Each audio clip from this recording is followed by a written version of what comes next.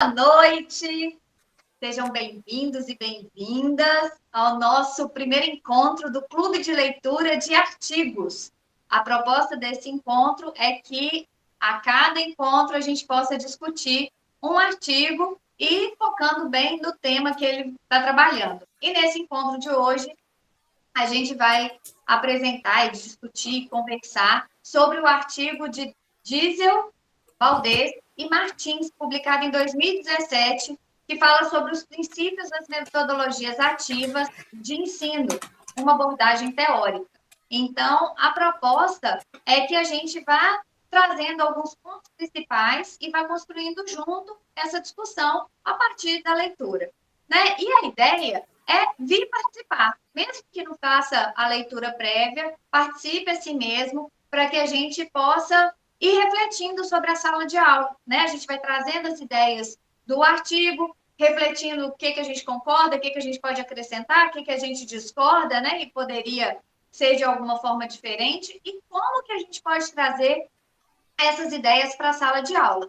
Porque a gente sempre vai lembrar de Paulo Freire, né? Falando que não adianta nada a teoria sozinha, nem a prática sozinha. As duas têm que andar juntas. Então, a ideia é sempre trazer essa discussão teórico-prática, né? Que a gente possa pensar a teoria, pensar a prática, repensar a teoria e repensar a prática, e assim nos reconhecer nesse inacabamento, né? Para a gente ir aperfeiçoando a nossa prática, para a gente ir aperfeiçoando o, o nosso fazer e o nosso ser também, né? Porque a Andrea até postou essa semana uma reflexão, né, desse processo, como a educação pode nos transformar, e a ideia é essa mesmo, que a gente possa nos transformar e transformar os nossos alunos, os nossos colegas de trabalho e todos aqueles que estão com a gente, né? Então, quem está aqui com a gente, muito obrigada pela presença. Eu espero que a gente possa trocar muito, né? A ideia de fazer esse encontro pelo Meet é para que a gente possa trocar mesmo, seja uma experiência de muita interação, mais até do que só no YouTube. E para quem não me conhece, né? Hoje eu lembrei da apresentação, André.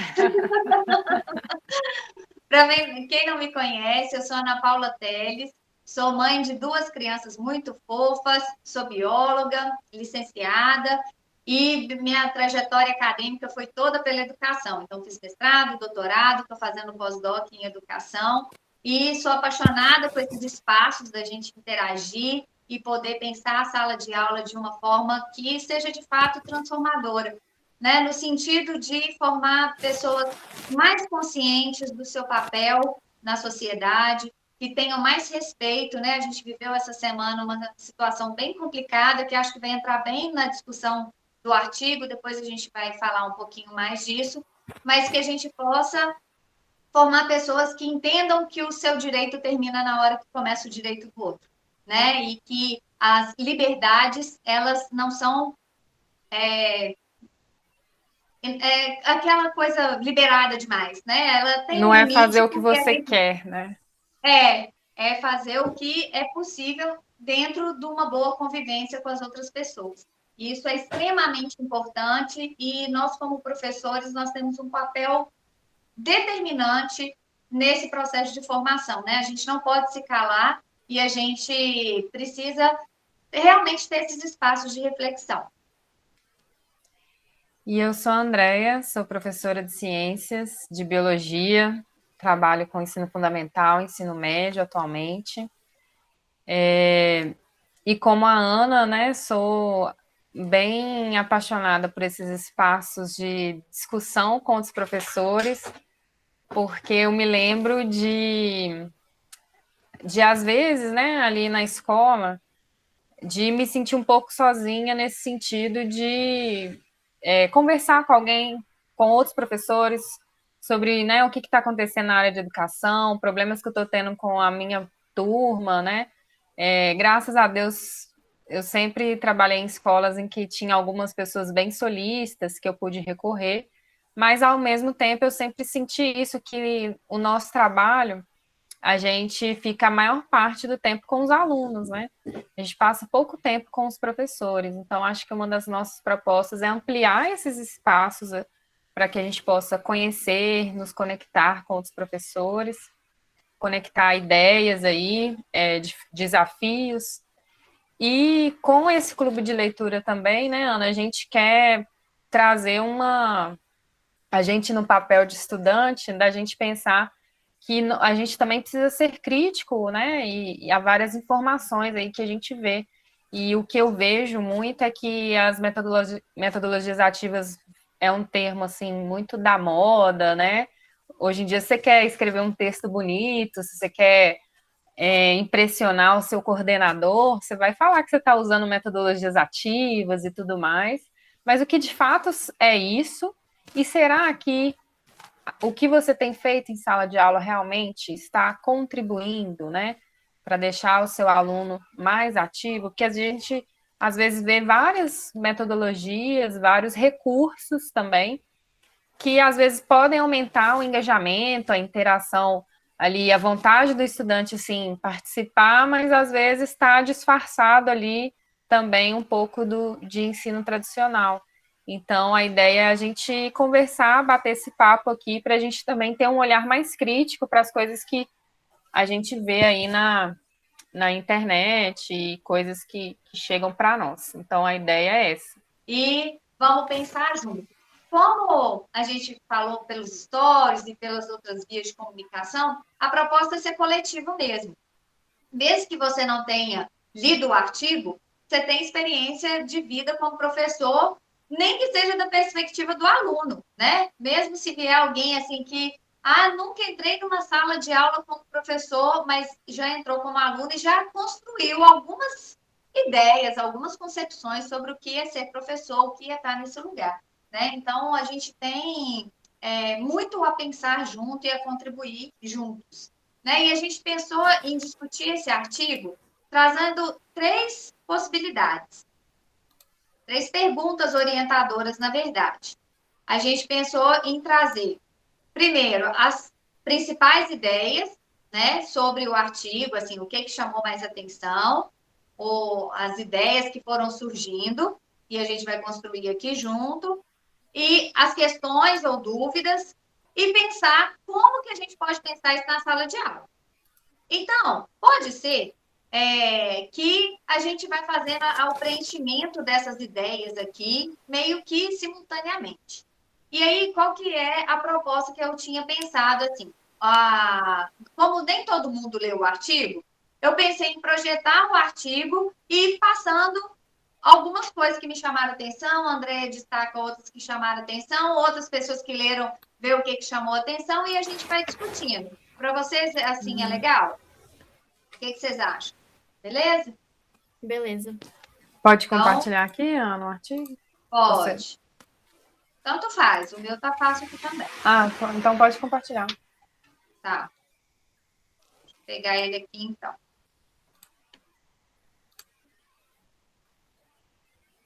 Então, quem não viu a carinha do artigo ainda, essa é a carinha dele, se o computador me facilitar a vida. Ele resolveu dar uma travadinha. Deixa eu tentar aqui, então. Nossa, travou mesmo.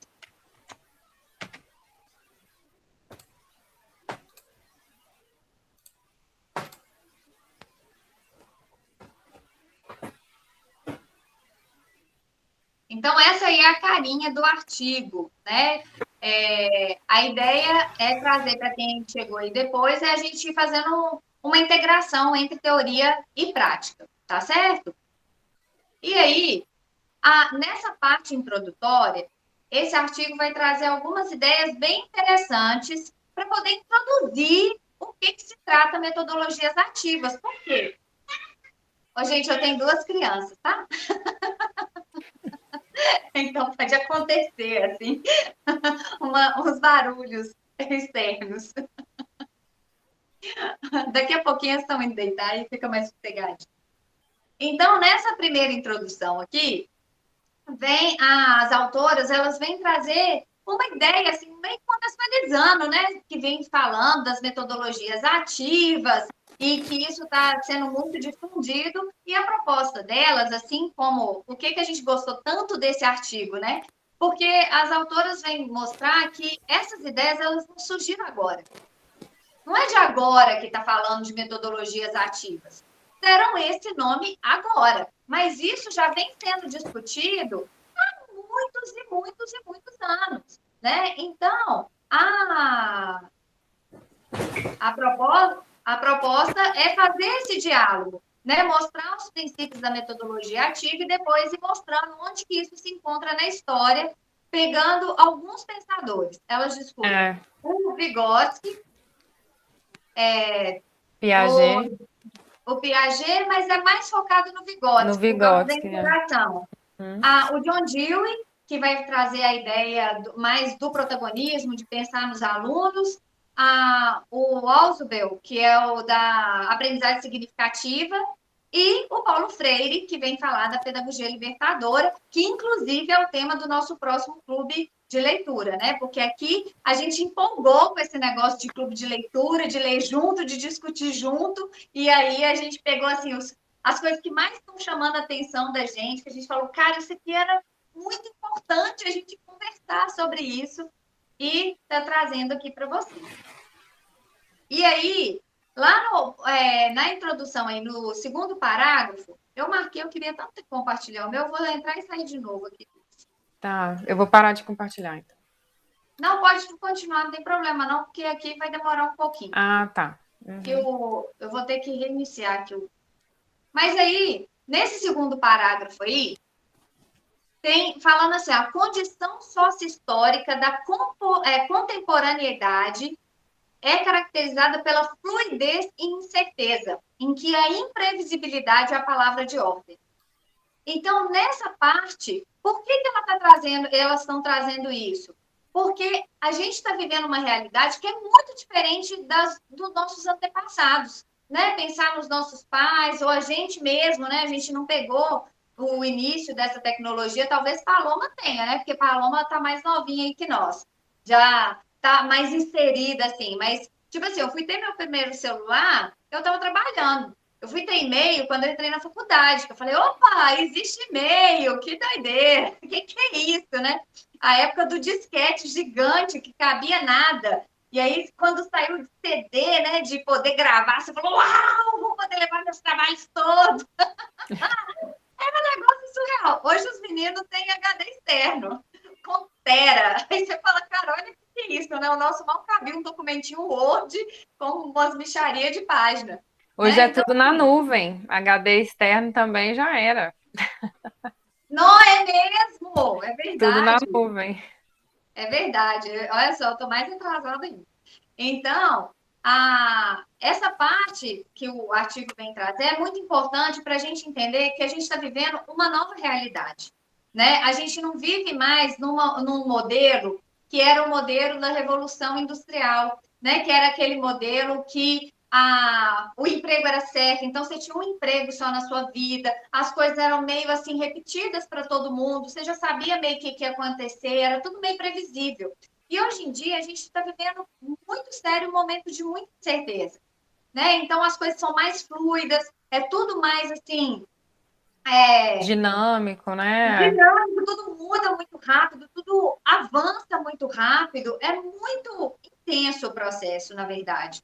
Então, nesse processo, elas vêm destacar isso, essa questão da fluidez do momento que a gente vive. E isso vai implicar em quê? Em novas possibilidades de aprendizagem.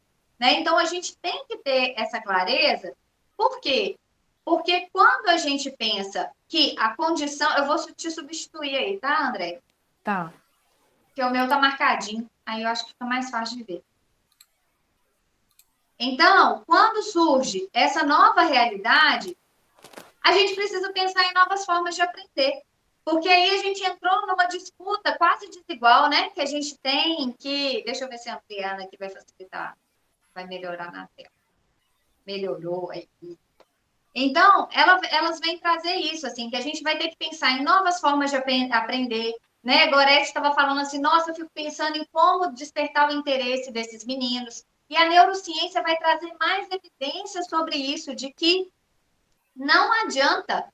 A gente não vai prestar atenção numa coisa que não nos chama atenção. Simples assim, né? Então, se você quer falar lá na história, né, do Dom Pedro I, e o menino não faz ideia por que ele está vendo aquilo, ou se você quer ir lá na biologia, né, vai falar do, da fotossíntese. Se o menino não faz nem ideia do que é isso, ou mais outros nomes cabulosos aí, se for na língua portuguesa, falar de classificação de orações, né? Ou na pedagogia, você vai lá ensinar para os meninos a divisão silábica no processo de alfabetização. Ou então, a primeira e a última letra. Eu sei que é importante, tá, gente? Eu não estou desmerecendo nenhum desses temas. É porque muitas vezes, como a gente apresenta isso para os meninos, é muito chato. Não desperta atenção. Eu falo, cara, por que eu vou saber isso? O que isso tem a ver com a minha vida? Eu quero saber do Instagram, eu quero saber desse joguinho, eu quero saber desse mundo que está acontecendo. E o celular está acessível, o tablet está acessível, eles têm uma exposição à tela gigantesca, com essa pandemia mais ainda. E aí, a gente precisa pensar como a gente vai chamar a atenção desse menino, tomando muito cuidado. Porque não basta eu chamar a atenção e virar artista de circo, né? Porque eu vejo que tem alguns professores, a gente até viu um comentário esses tempos para trás, eu nem sei quanto tempo mais, que falava assim: ah, eu não nasci para ser artista de circo, não, eu vim aqui foi para ensinar. Como se engajamento fosse sinônimo de recreação. E na verdade não é. O menino engajado é aquele que está assim, interessado naquilo que ele está estudando, ele está vendo o propósito naquilo. Então, mesmo que ele envolva alguma atividadezinha assim mais chatinha, ele se envolve porque ele percebe o valor daquilo ali. A gente é assim, né? Às vezes a gente lê uns textos cabulosos. Nossa, quando eu estava estudando concurso, eu li uns negócios que eu falava assim, deixa eu processar isso, porque era muito complexo. Mas estava fazendo sentido com outras coisas que eu estava vendo. Então, eu estava conseguindo entender algumas coisas, falava, nossa, que doideira. Tipo, as disciplinas que eu fiz na pós-graduação estavam fazendo muito sentido, assim, relacionado com Vygotsky, que eu falei, caramba, agora tudo está fazendo muito sentido.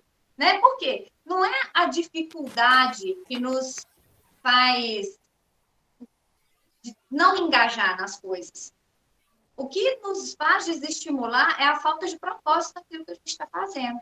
Né? Então, quando fala assim da exigência de novas aprendizagens, desenvolvimento de novas competências, alteração de concepções, construção de novo sentido do fazer docente, né? E imbuído dimensões éticas e políticas, está mostrando para a gente que a docência ela não se restringe a saber o conteúdo que a gente vai ensinar. Né? A gente precisa ir muito mais além disso. Eu também fiz essa mesma ressalva aí, que hoje, quando a gente pensa nessas novas demandas aí, que estão relacionadas, né, a por que aprender, o que aprender, né, que tem a ver com essa, a gente precisa trazer o sentido, o significado do conteúdo, né, e principalmente problematizar isso, a gente traz sentido muitas vezes problematizando os conceitos, é que hoje eu vejo que o papel do professor não é só dominar um conteúdo, o seu conteúdo. Então, assim, nós como professores aí das áreas mais específicas, né, história, geografia e tudo mais, a gente passa mais tempo pensando, aprendendo o conceito, o conteúdo, do que pensando em como ensinar o conteúdo. As duas coisas são importantes, mas assim, eu posso dar um exemplo bem prático hoje. Eu estava preparando uma aula, é uma aula assim, até que eu já tinha ela mais ou menos assim na minha cabeça, mais ou menos pronta, só que eu falei, beleza, como que eu tenho que ensinar isso, mas como que eu vou chegar nisso? Como que eu vou engajar os alunos nisso, né? Aí eu fui procurar aqui um livro que eu tenho de genética, e eu lembro que todo início de capítulo dele é um livro de graduação, então ele tem muito conteúdo, mas todo início de capítulo é contextualizado.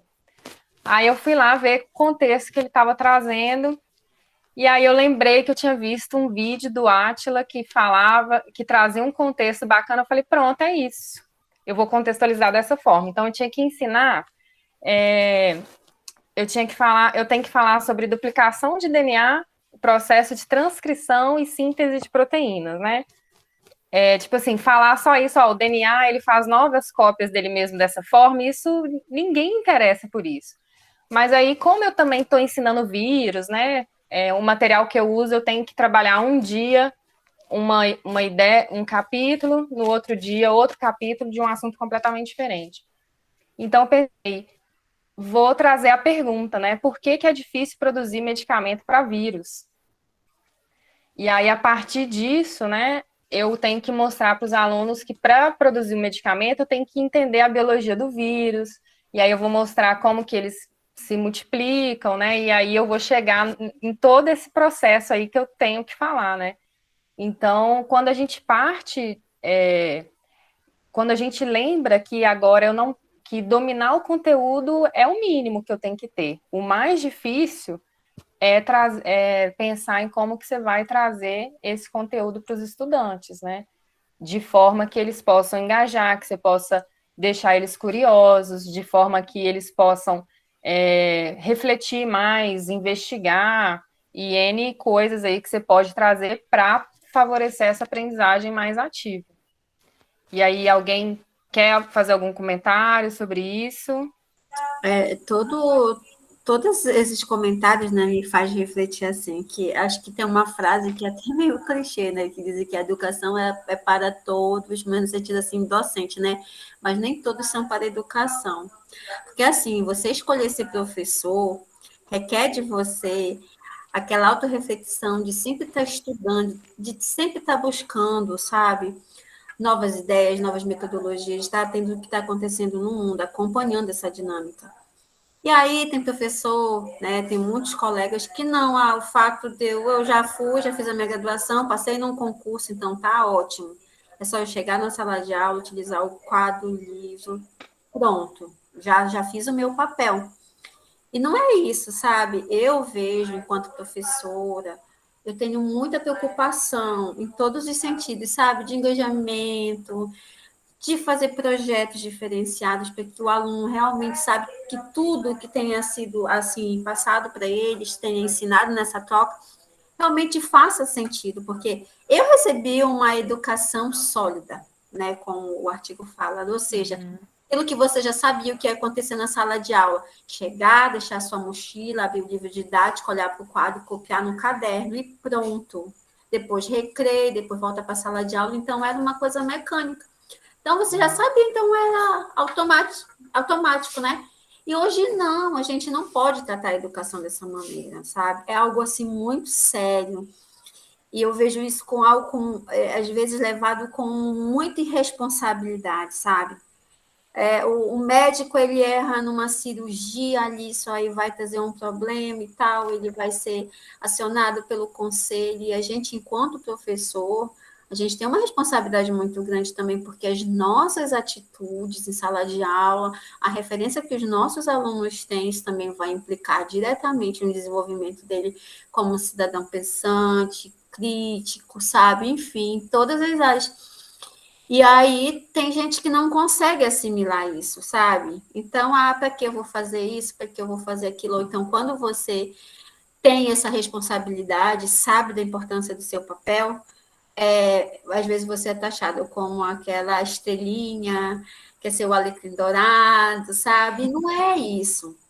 Então, eu faço essa reflexão, sabe? Que eu vejo muito isso acontecer, né, nos vários ambientes que eu já tive, que eu já vivi, que eu já passei, e até mesmo de gestores que eu trabalhei, de tipo, não, é tradicional, aqui a escola é assim. E eu, através da minha prática, consegui fazer com que ele entendesse que não era daquele jeito, entendeu? Porque se você faz com propósito, você vai ter resultados. Então, não também, vou fazer isso, aquilo, não. Tudo tem que ter um propósito, né? Você faz com intencionalidade. Então, se você faz uma coisa bem feita, com certeza vai ter resultados. E aí você vai colhendo os frutos, né? Você vai também conseguindo contagiar de alguma forma o seu ambiente de trabalho, você consegue engajar as famílias. Então, as coisas vão fluindo de uma maneira mais tranquila, né? É isso. Muito bom. E é isso mesmo, né? E muitas vezes a gente tem um trabalho de formiguinha mesmo, né, Gênio? Às vezes a gente nem vê o resultado tão rápido, assim, dependendo do quanto a gente consegue engajar todo mundo, né? Porque tem algumas escolas, por exemplo, numa das escolas que eu trabalhei, a gente não tinha contato nenhum com a família. Tipo assim, quando a gente tinha contato com a família, podia saber que não era um bom momento, assim, porque a Deu ruim. supervisão ficava fazendo toda a mediação e tudo mais. Se por um acaso você era chamada na supervisão para conversar com a família, é porque a situação não era muito positiva, não. Então, tem algumas realidades que você consegue esse envolvimento, né? Que a reunião de pais é com o próprio professor, então você tem uma proximidade maior com as famílias. Às vezes isso pode ser muito positivo, mas às vezes pode ser negativo também, né? Dependendo do jeito que as coisas são conduzidas.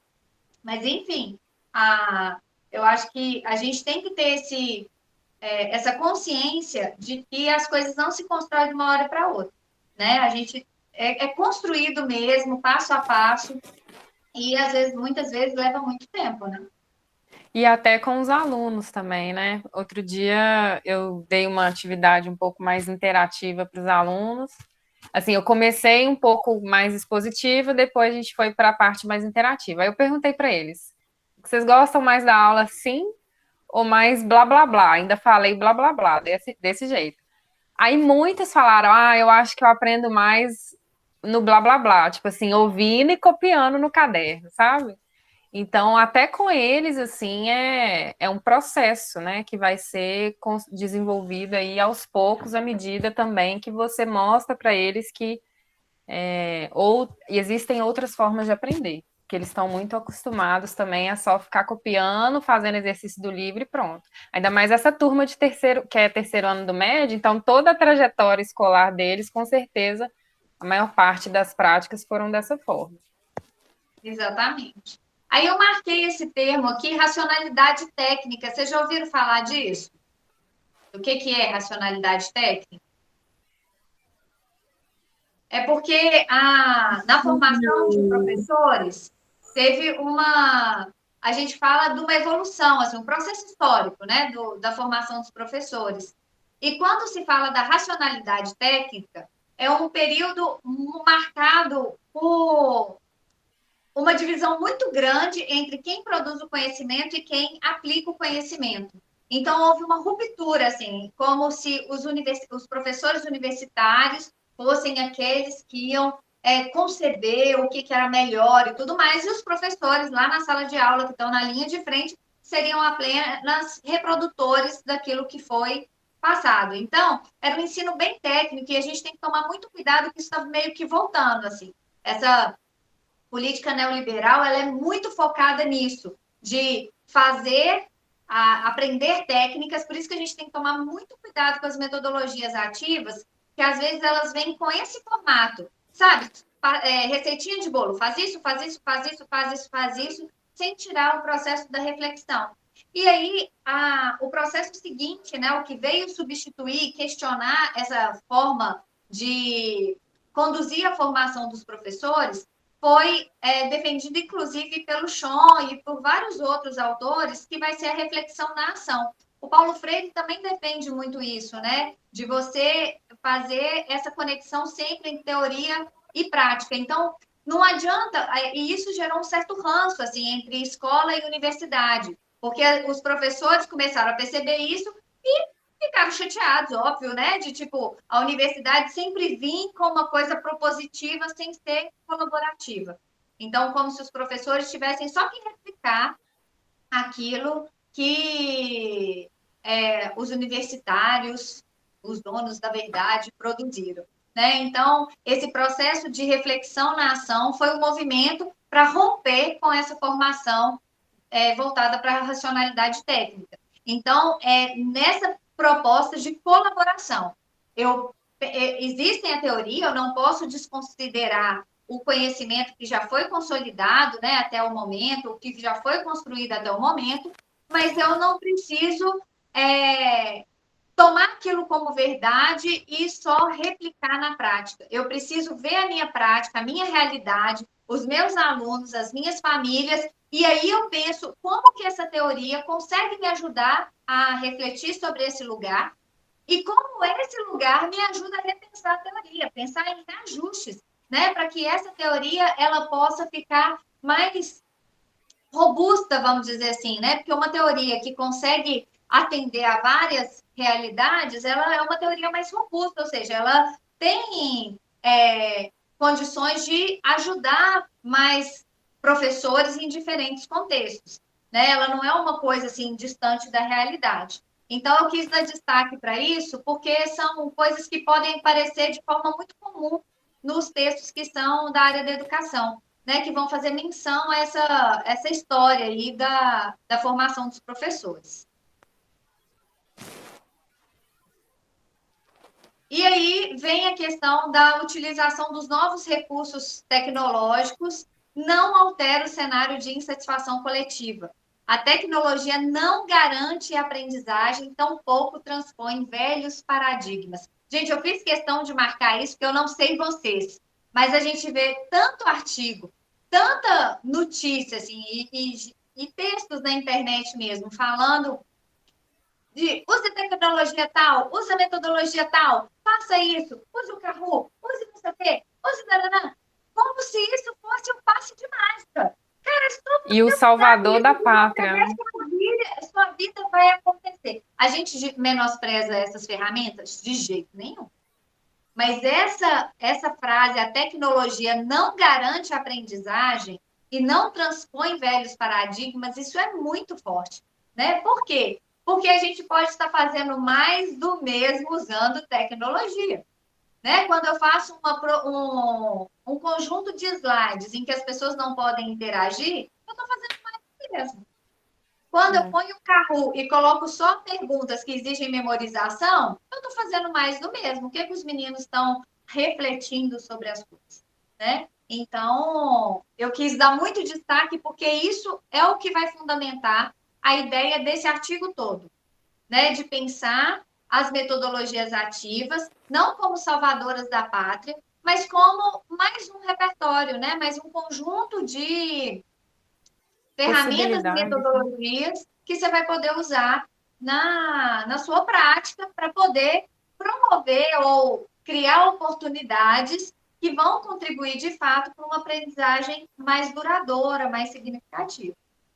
E aí tem mais uma, pelo menos para mim, mais uma quebra de paradigma, né? Pensando no que a Ana falou das tecnologias, às vezes a gente gasta muito tempo pensando em qual recurso, no sentido assim, vou usar slides. Aí você gasta o seu tempo de planejamento todo montando os slides, pensando a sequência dos slides, o que você vai trazer nos slides.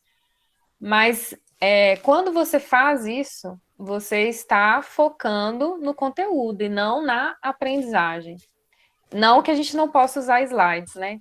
A gente pode, mas a gente tentar uma estratégia, né, até para ajudar a gente a refletir sobre a nossa prática. Durante o meu planejamento, eu gasto mais tempo pensando em qual parte das minhas ações, em como que eu vou, nas palavras que eu vou colocar no quadro, ou o que eu vou colocar no slide, ou como que eu vou iniciar a aula para trazer uma conexão com a realidade dos alunos.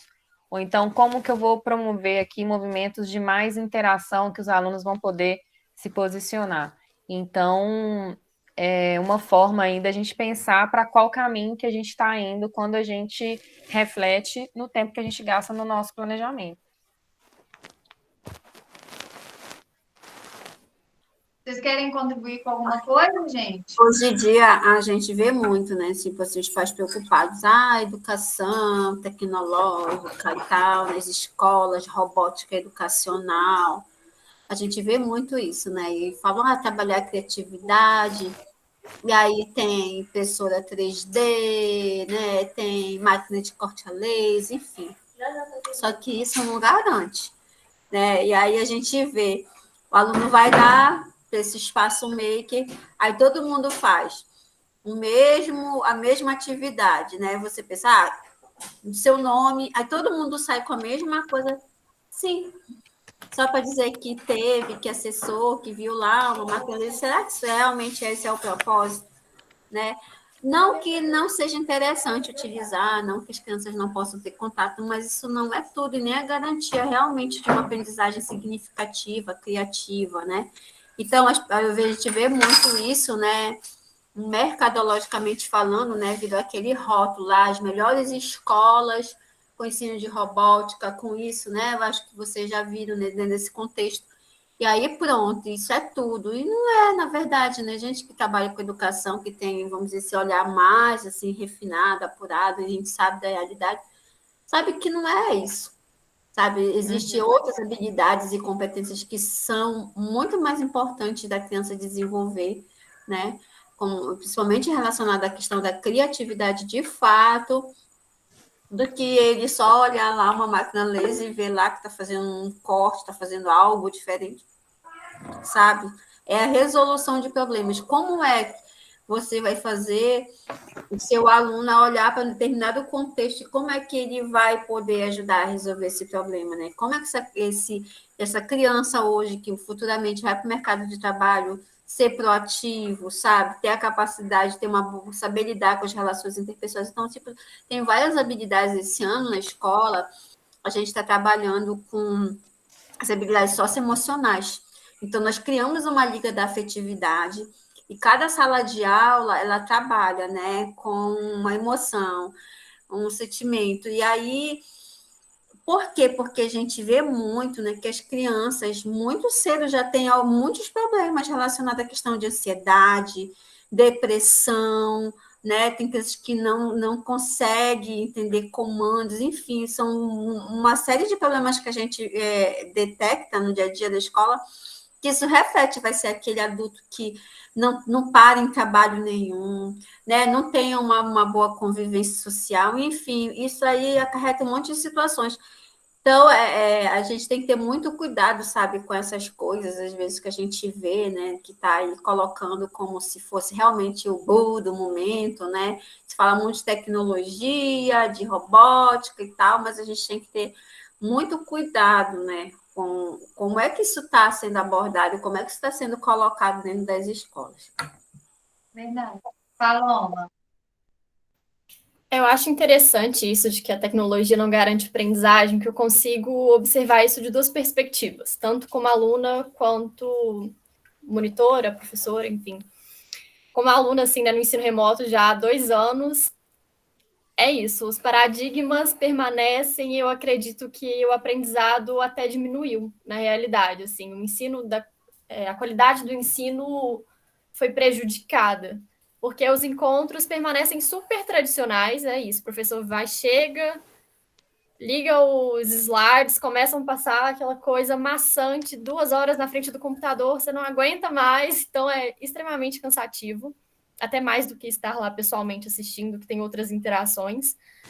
E como professora, laboratorista, né, no caso que eu sou também, essa questão de tecnologia, eu pensando dentro do laboratório, estudando um pouco mais sobre a perspectiva investigativa e tudo, inclusive com os vídeos de vocês, eu fiquei pensando assim, como eu, apesar de passar várias aulas práticas, experimentos com os alunos no laboratório, era totalmente tradicional. Era assim, demonstrativo. Quando eu vi isso, falei, eita, eu acho que eu preciso mudar muito a minha abordagem aqui. Então, esse ano, como eu estou desenvolvendo, tendo que reformular todas as aulas práticas que eu já tinha desenvolvido, que está sendo um super desafio, mas que eu acho que é importante, porque está conseguindo andar com a reflexão, mas é muito desafiador, assim, vir naquela quebra de paradigma, né, que a gente estava comentando um pouco antes.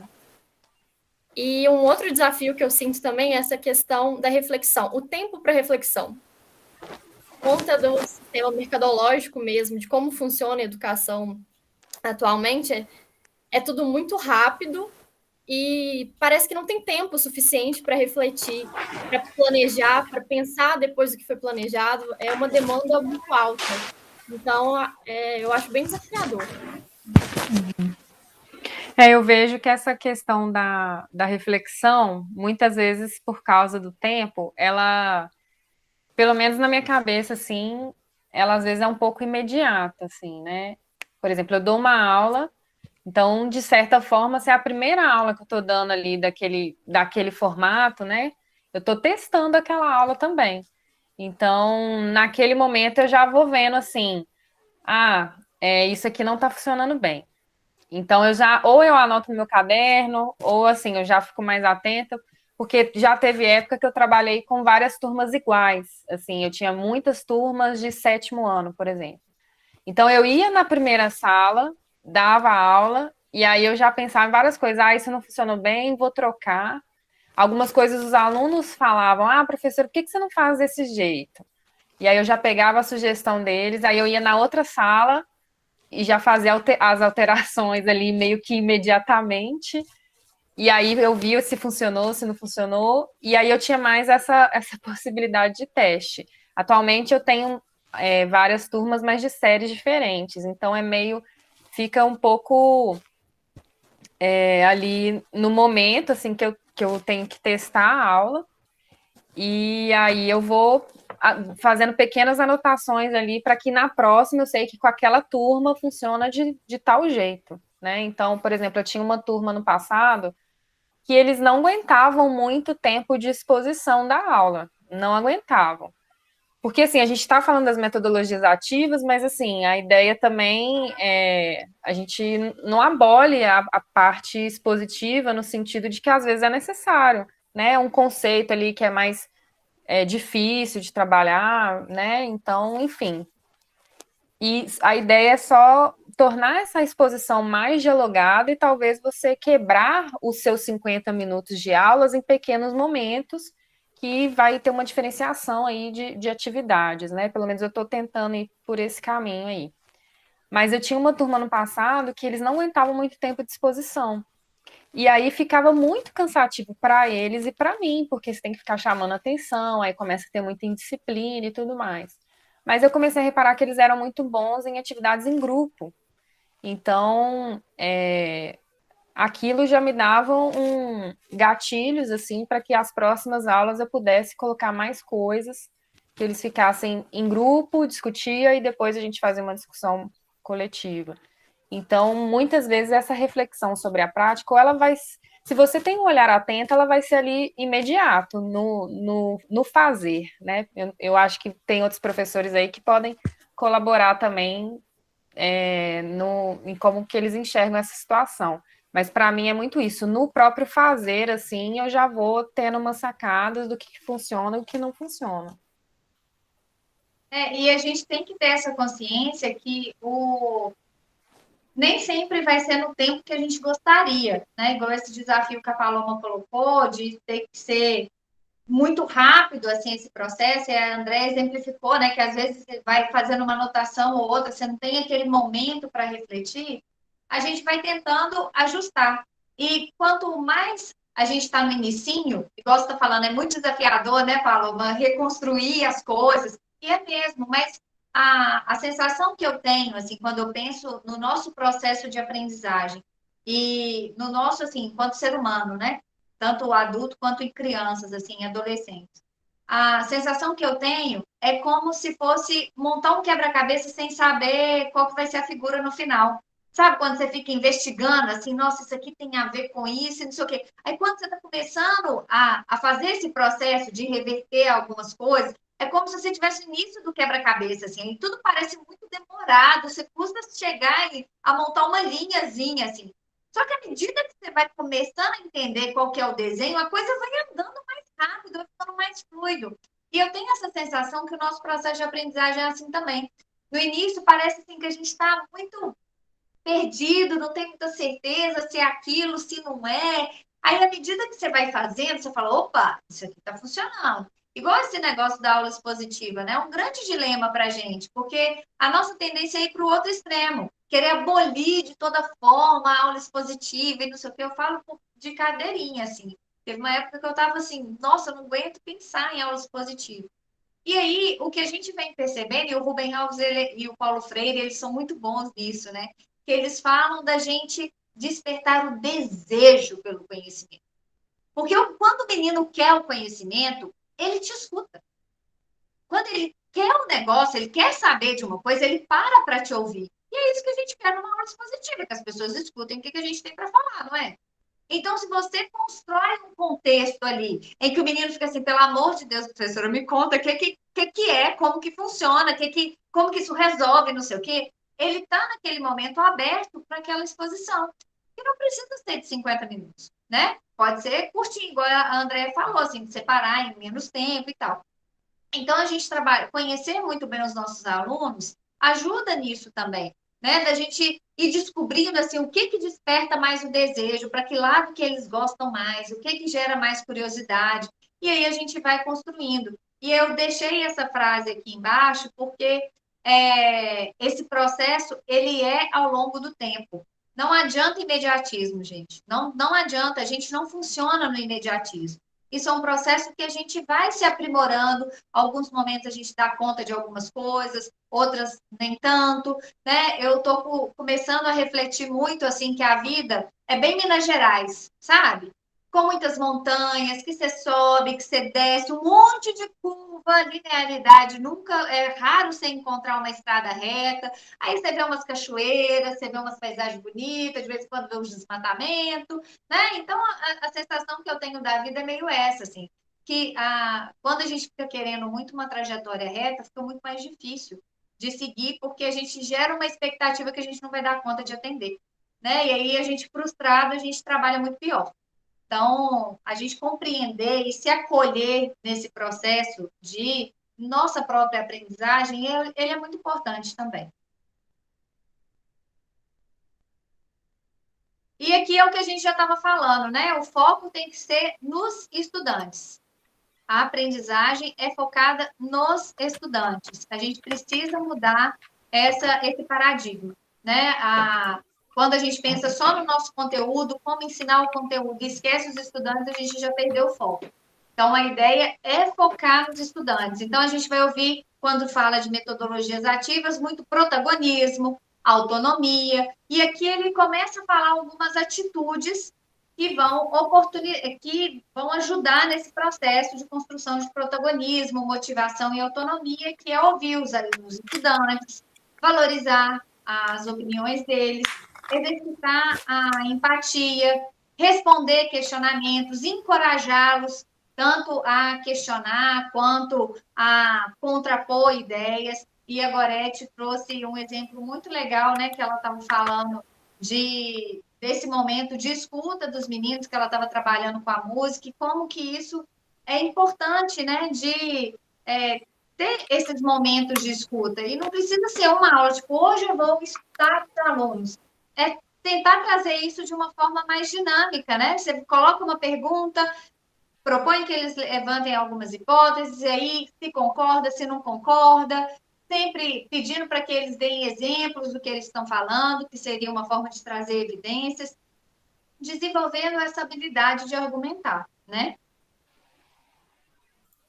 E aí o Paulo Freire vem aí sendo chamado para falar do processo, né? Ele vai trazer a beleza do inacabamento, que somos seres inacabados, e aí respeitar esse processo, as interações, Vygotsky vai trazer muito isso também das interações, respeitar os alunos como sujeitos históricos, respeitando as palavras, as ações, as reflexões, né? Então, esse processo como base da metodologia ativa é a construção do conhecimento de forma colaborativa, né? E quando a gente fala de respeitar os alunos, de ouvir, né, as suas reflexões, as suas ações, o que a gente estava falando lá no início, que eu estava chamando a atenção no início, né, é que a gente tem que tomar muito cuidado para não virar aquela liberdade sem limite, uma liberdade limitada. Né? Eu não sei se vocês acompanharam, mas essa semana teve um problema muito sério com... Eu acabei de esquecer o nome do menino, como que chama, André? Monarque. E foi muito sério, que faz parte de um podcast que tem uma audiência muito grande, e ele defendeu a elaboração do partido nazista. Então, isso foi um negócio, assim, eu não sei se vocês acompanharam, mas foi uma situação muito muito séria. E tudo vinculado com essa discussão sobre liberdade de expressão. Né? E, às vezes, a gente, quando pensa, né, em metodologias ativas, ouvir os alunos e tudo sei o quê, a gente pode cair nessa armadilha de que todas as vozes têm que ser ouvidas e não sei o quê.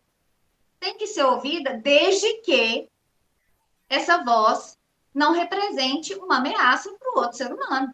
Né? Tem um limite, porque a gente vive em sociedade. E a gente tem que entender que esse é o nosso lugar de professor. A gente precisa se posicionar. Isso é inadmissível, né? A liberdade, o meu direito, ele existe até chegar no direito do outro. Eu não posso ultrapassar esse limite. E quando eu apoio ou deixo essas vozes que são ameaças à liberdade e à vida terem lugar, eu estou sendo contraditório com a ideia da liberdade, né? Então, esse assunto assim mexeu muito comigo e eu acho muito oportuno para trazer quando se fala de metodologias ativas, porque nós temos um papel social muito importante. Eu tenho que lembrar que é aluno que eu quero formar, que cidadão que eu quero formar. Eu quero formar um cidadão que fala o que quer, independente do quanto isso pode ferir outra pessoa, e qual repercussão que essa fala pode gerar em termos de ações, né? Porque começa com um discurso, e esse discurso reverbera na normalização de atitudes que são completamente contrárias à vida e ao respeito, à dignidade e ao ser do outro que está ali existindo, né? Então, mexeu muito comigo, sabe? Essa situação, principalmente no lugar que a gente ocupa.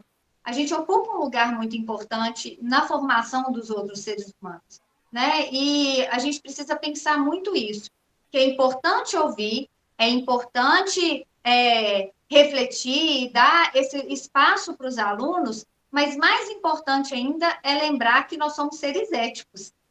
E como ser ético, eu não posso permitir que a minha fala ou a minha atitude seja prejudicial à vida do outro, né? Então, trabalhar esses limites é extremamente importante. Então, a gente fala muito, né? Vocês vão ver em vários vídeos da gente, vários encontros que vocês tiverem com a gente, a importância das interações, que a gente gosta de um Paulo Freire e de um Vygotsky, viu, gente? A gente curte esse povo. Então, a gente gosta muito de falar de interações, né? Pensando do aluno saber argumentar, saber se posicionar, saber ouvir o outro, mas sempre num ambiente que tem que ser respeitoso.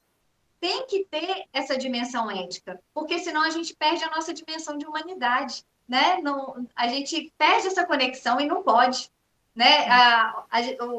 O estar atento ao nosso aluno, a quem ele é, a quem a gente quer ajudar que ele seja, parte desse princípio de onde eu quero que ele chegue, né? Tipo, que aluno que eu quero formar. Então, que a gente não se distraia disso em momento algum, porque isso é muito sério, né? Um dos vídeos que a gente estava assistindo aqui mais cedo estava trazendo a dimensão histórica que eu não sabia de Hitler, que era o fato de ele ter sido eleito democraticamente. Isso para mim foi chocante, porque ficou na minha cabeça que ele tinha dado um golpe, e aí ele assumiu o poder e fez toda a atrocidade que ele fez. Não, ele foi eleito pela população. Por quê? Deram voz para todo mundo. Só que todo mundo não está afim de dialogar. Não é todo mundo. Quem está com essa postura autoritária, né? Ele quer ter voz, mas ele quer ter voz para tirar a voz do outro. Então, se a gente dá esse espaço dentro da nossa sala de aula, a gente está dando voz, está dando poder para pessoas que querem tirar o poder dos outros. E é completamente contraditório e a gente não pode se permitir isso e não pode permitir que isso aconteça na nossa sala de aula. Né? Porque quando a gente cala e fala, não, vamos dar voz para todo mundo, a gente está consentindo esse tipo de atitude. Mesmo que a gente fale no politicamente correto, que eu não defendo isso tudo mais, mas a nossa atitude fala mais do que as nossas palavras, né? Então, a gente precisa de ter esse posicionamento ético, uma vez que a gente tem um compromisso com a educação para uma sociedade mais igualitária, mais justa, mais acessível para todo mundo, né? Eu estou tomando esse ponto de partida. E aí eu queria ouvir um pouco de vocês, assim, isso mexeu muito comigo no dia de hoje, especificamente. É verdade. Por exemplo, a colocação que você fez agora, né? Eu olho muito agora para o contexto de gestão, né?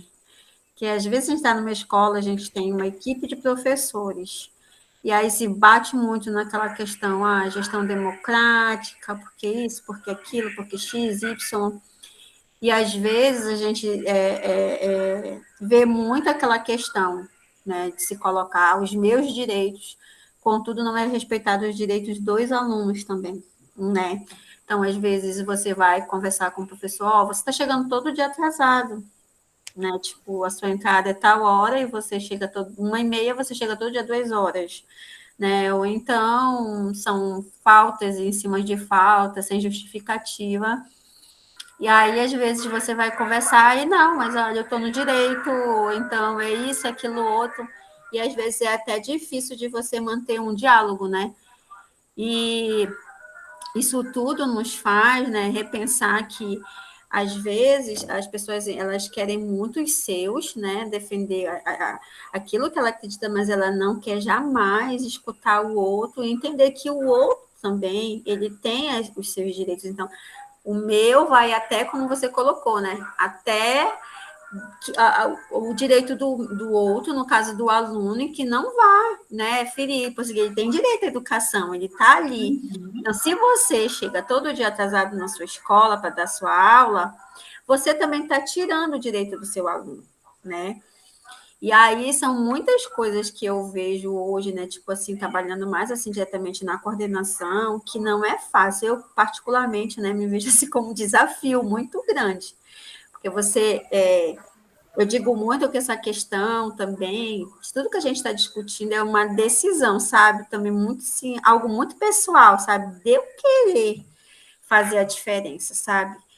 E às vezes você pode fazer o que for, as melhores formações, se desdobrar daqui, dali, fazer isso, fazer aquilo para o professor. E, não tem data show, pera lá, eu vou levar daqui de casa, como eu canso de fazer às vezes de ônibus, né? Indo para o trabalho com data show, notebook, risco de ser assaltada, mas eu levo, porque não, porque o professor vai precisar e tal. Então, assim, mesmo você se desdobrando, fazendo tudo isso para ajudar, e aí sempre, às vezes, você vai se deparar com esses momentos, sabe, que são muito delicados, muito difíceis, porque às vezes a sua integridade como ser humano é atingida na fala, né?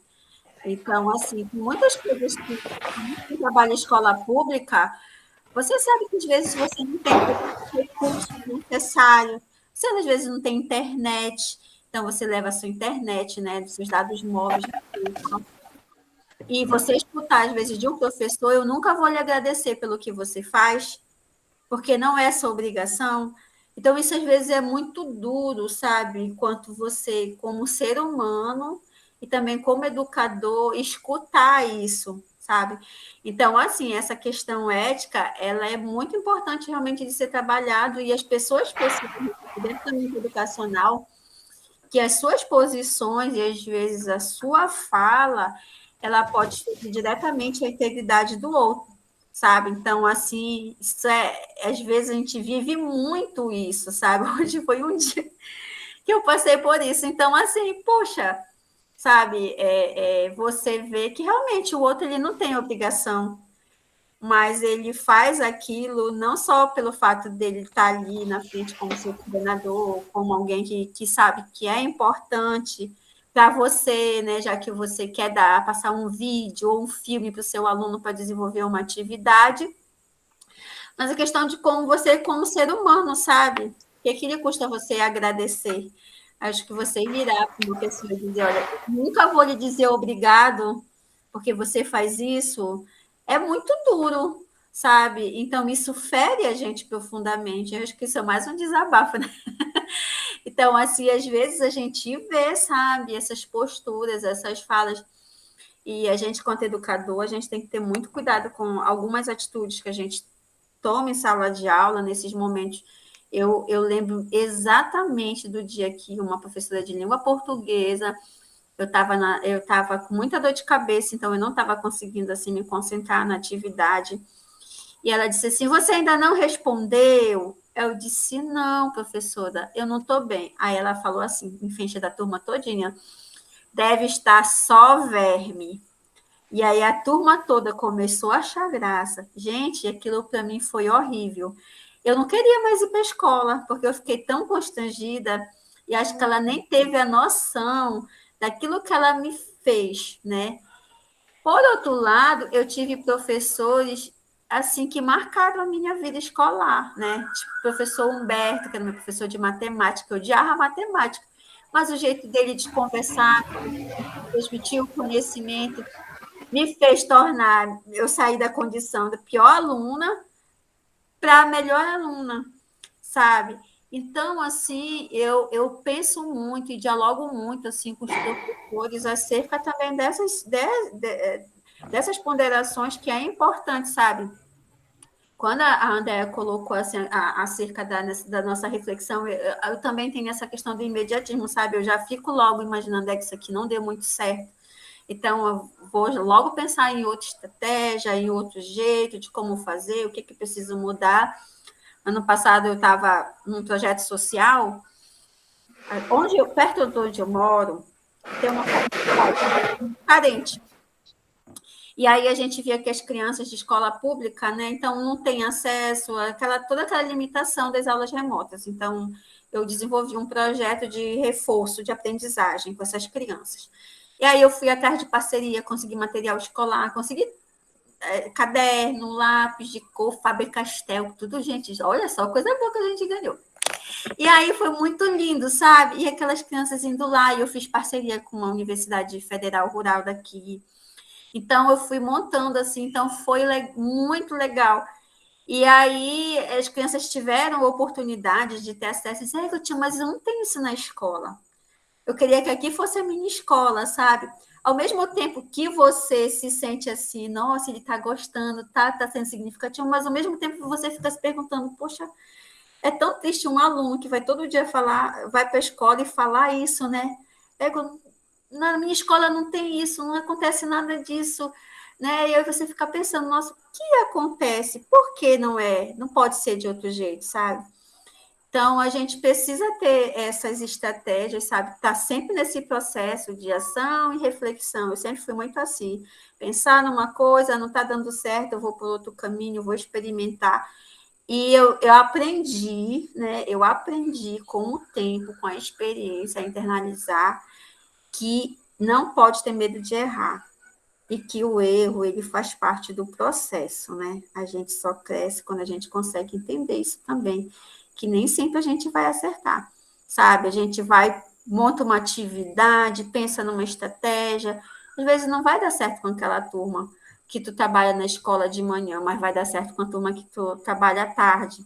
Daí tá tudo bem, entendeu? Você vai pensar, isso até é importante para o seu crescimento enquanto professor, sabe? É um desafio, mas é um desafio gostoso, porque você cresce, você tem a oportunidade de se experienciar, sabe? E assim, uma dica não, um compartilhamento de experiência sempre faça link, sabe, com pessoas de outras áreas, que não seja só a sua, por exemplo, sou da área de educação, mas aí você tem esse link com o pessoal da área de engenharia, com o pessoal da área da saúde, porque tudo na sala de aula, no nosso contexto, na relação com os nossos alunos, a gente vai utilizar de alguma forma.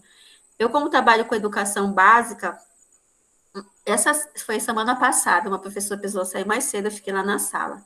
E aí eles estão turminha de primeiro ano, no processo de alfabetização, de letras, né? Então, eles estavam falando sobre a letra A.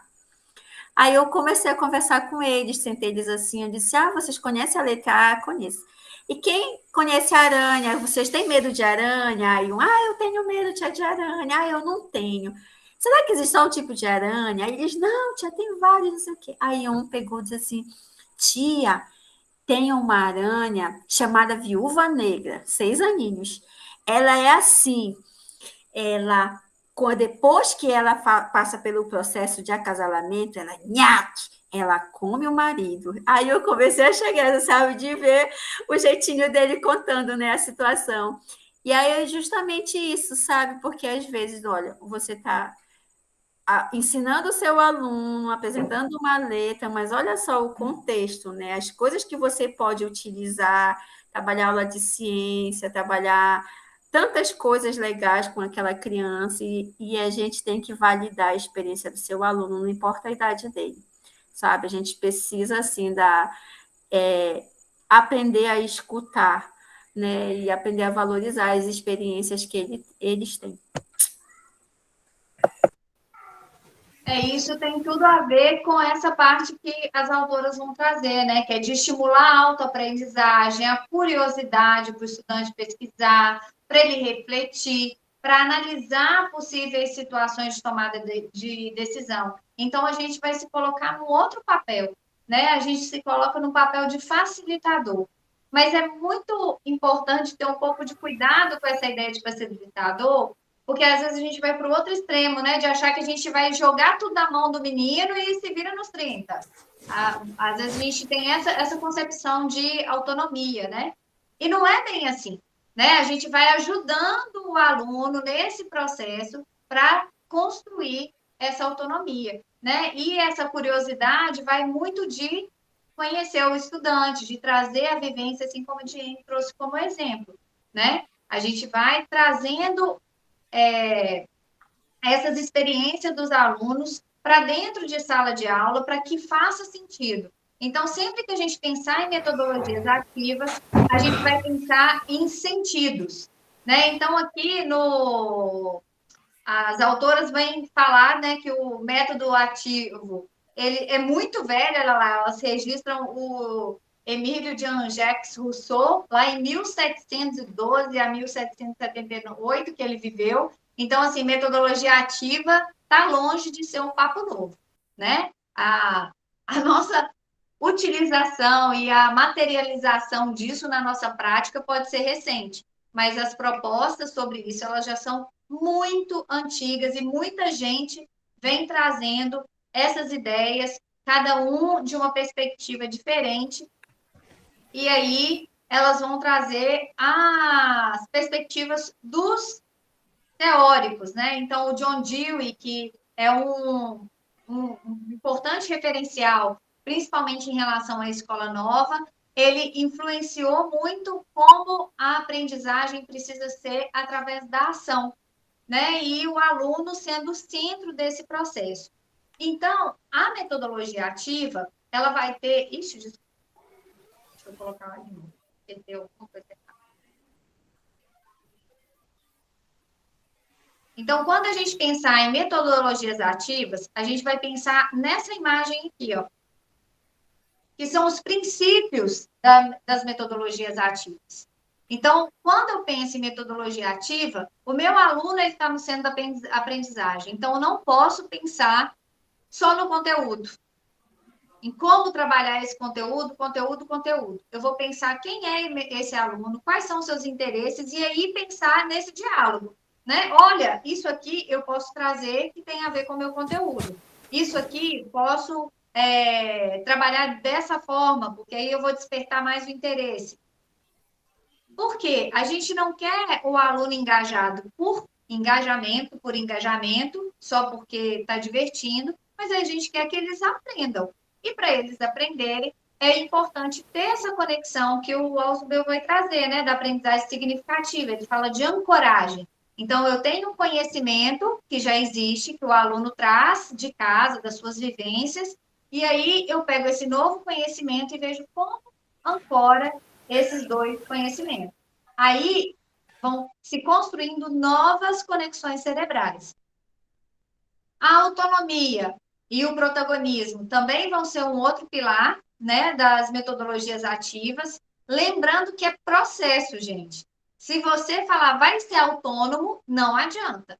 Eu tenho que ajudar esse aluno a entender o que é ser autônomo.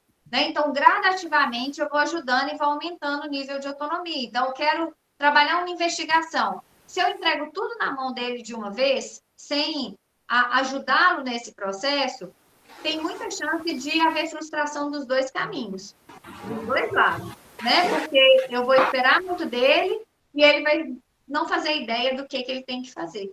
Então, eu tenho que ir sentindo. Às vezes, tem aluno que não vivenciou nenhuma aula investigativa, mas ele já tem um perfil assim de mais autonomia por si só. Então, esse aluno, você vai sentindo, opa, aqui eu preciso te ajudar, mas aqui você não precisa de ajuda. Outros, você vai ter que meio que dar a mãozinha para ele e ajudar, ó, meu bem, você vai conseguir desse jeito, analisa assim, aí não sei o quê, e aos poucos ele vai ganhando autonomia, né? Nessa parte da autonomia também, teve um momento que ele fala de motivação e autonomia. E eu fiquei quebrando a cabeça, assim, o que tinha a ver a motivação intrínseca, né, do aluno, ele querer fazer algo, e a autonomia. E aí eu não sei se vocês vão concordar, mas o que eu consegui pensar é que muitas vezes, se você começa uma aula que você vai motivar o seu aluno ali de alguma forma, né, a engajar naquele conteúdo, a se interessar por aquele conteúdo, isso vai contribuir naquele momento ou mais para frente que ele comece a buscar o conhecimento, seja ele conceitual, procedimental, atitudinal, por conta própria. Porque eu não sei, eu fiquei pensando em situações assim, que às vezes o aluno pergunta uma coisa, mas não é muito o foco ali da sua aula trabalhar aquilo, às vezes está muito aprofundado, às vezes você vai ver lá na frente, e aí você não tem tempo também disponível para dar todo o seu ajudá-lo, né, na construção daquele conhecimento naquele momento, mas você pode ajudá-lo assim, com referências, né, para que ele possa depois, por conta própria, assumir esse processo aí de buscar o conhecimento. E só reforçando uma outra coisa também, quando a gente fala de aluno protagonista ou aluno no centro do processo de aprendizagem, que é sempre pensando nele dele ser protagonista no momento em que ele constrói o conhecimento e não só que ele está ali manuseando uma coisa, ele está fazendo uma maquete, ele está fazendo um experimento, né? Então é ser ativo não no sentido de estar fazendo coisas, mas dele estar construindo ali o conhecimento junto com o professor, ao invés de estar do conhecimento estar só simplesmente sendo entregue para ele. E aí, uma das coisas, algumas ideias, né, para trazer essa ideia de autonomia e de construção do conhecimento,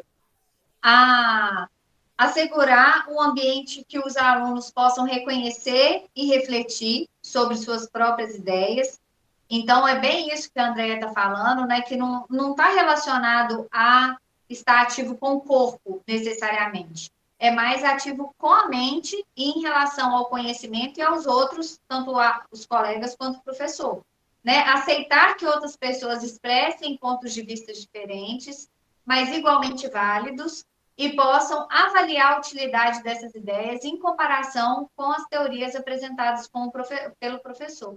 Então, é sempre esse diálogo, né? Quando eu pensar em aluno ativo, eu estou pensando em diálogos. Ele pode estar verbalizando, ele pode estar fazendo esses diálogos mentalmente, né? Dependendo da forma. Existe uma leitura que é ativa, quando ele está lendo e está relacionando com outros textos. Então, eu lembro quando a gente estava na faculdade, que um professor fazia isso, assim, antes da gente ir para a aula dele, a gente tinha que ler uns 2 ou 3 artigos e produzir um texto relacionando esses artigos. Então, isso é uma forma de fazer uma leitura ativa. É claro que um aluno lá do ensino fundamental, você não vai pedir para ele ler um artigo de 20, 30 páginas, óbvio, né? Mas você pega uma reportagem, um outro texto pequeno, às vezes textos com linguagens diferentes, e pede para ele produzir alguma coisa relacionando aquelas ideias, ele está fazendo uma leitura ativa, ele está ativo no processo. Se ele correlaciona isso com o que ele está vivendo, traz algum exemplo do contexto que ele vive, isso é uma leitura ativa. Né? Então, isso é muito importante. Não é o corpo ativo, nenhum problema, tá, gente? Com aulas experimentais, com nada disso. É só uma questão do que é o mais importante. Eu posso ter atividade sem mexer o corpo, né? Trabalhando só com a mente.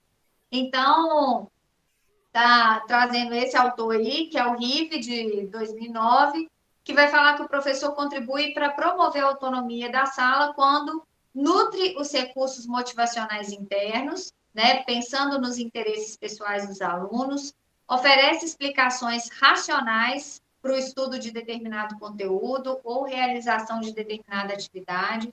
Isso tem muito a ver com o que a gente fala muito, né, de o porquê da sua disciplina. Por que você vai ensinar determinada coisa? Né? Então, os alunos perguntam muito para a gente, né? Professora, para que eu preciso saber disso? Então, é esse processo de buscar os porquês daquilo que você está ensinando, para que Isso você também faça a relaciona, relação. isso também relaciona com o outro princípio das metodologias ativas, é de problematização da realidade e reflexão, né? De trazer problemas que o conteúdo resolve, como que você está relacionando a teoria à prática, como que você busca soluções para resolver um determinado problema. Aquele conteúdo pode ser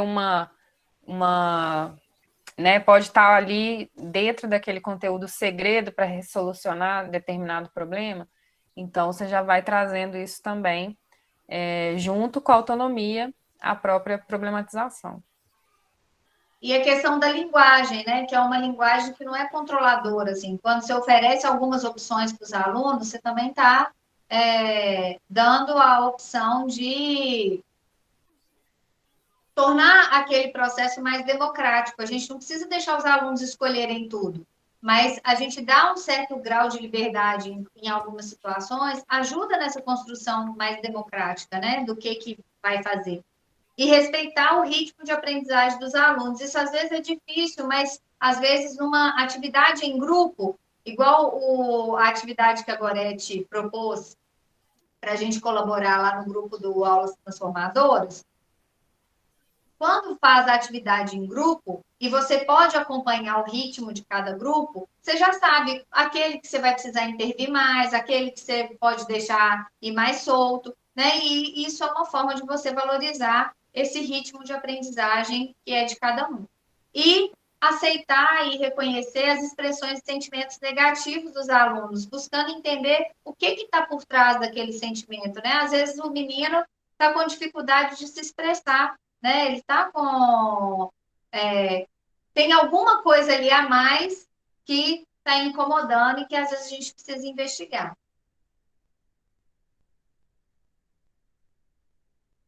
Isso aqui é um aspecto muito importante que eu queria destacar, porque a gente tem a mania de querer dar a teoria primeiro e depois dar a prática para comprovar a teoria. Né? Então, quando a gente pensa numa perspectiva ativa e está pensando na aprendizagem, a gente quer fazer o inverso dentro do que for possível, tá, gente? Sempre nessa noção de possibilidade. Então, eu pego o que acontece, a prática, para começar a refletir sobre aquele problema, gerar curiosidade e falar, opa, eu preciso de mais conhecimento para resolver isso. Só essa prática que não é suficiente para responder. Como eu acho respostas? Aí a teorização, ela vem para ajudar. Ou só na sistematização, ou no processo mesmo, que é aquele despertar a curiosidade, deixar o aluno com fome para ele chegar para você e falar, por favor, me ajuda a descobrir isso, me ajuda a entender esse conceito, né? Às vezes ele está lidando com um texto e aparece um determinado conceito, e aí aquele momento é propício para ele, para a gente conversar sobre aquele conceito e dar mais ideias sobre aquilo.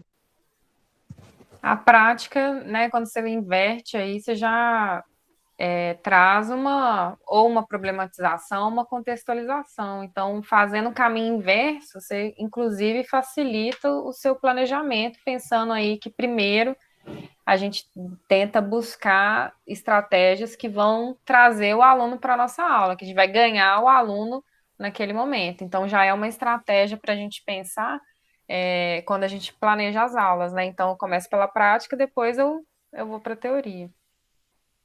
E aqui a parte de problematização da realidade e reflexão, que lá naquela imagem estavam separados, no texto aqui as autoras colocaram juntas. Por quê? Porque diz respeito a esse momento de instigar o desejo por aprender. Né? Todo mundo que está com vontade de aprender alguma coisa vai em busca do conhecimento. É o que a gente faz no YouTube.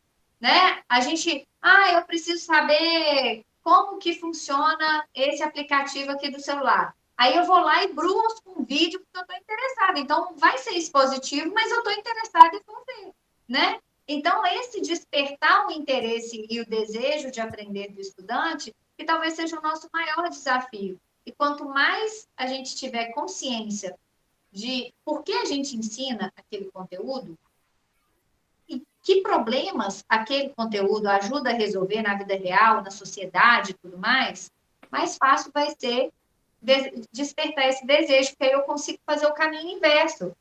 Né? Se eu descubro que problema eu posso resolver com aquilo, eu trago o problema. E a partir do problema, eu vou trazendo a parte mais conceitual, mais do conhecimento, né? Vocês querem completar alguma coisa, gente? Tá fazendo sentido?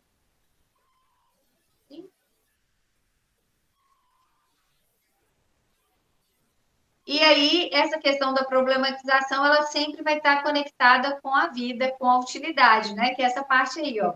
A escola precisa ser útil para a vida, de modo que os estudantes possam articular o conhecimento construído com possibilidades reais de aplicação na prática, né? Tem que ter sentido, tem que ser um significado contextualizado.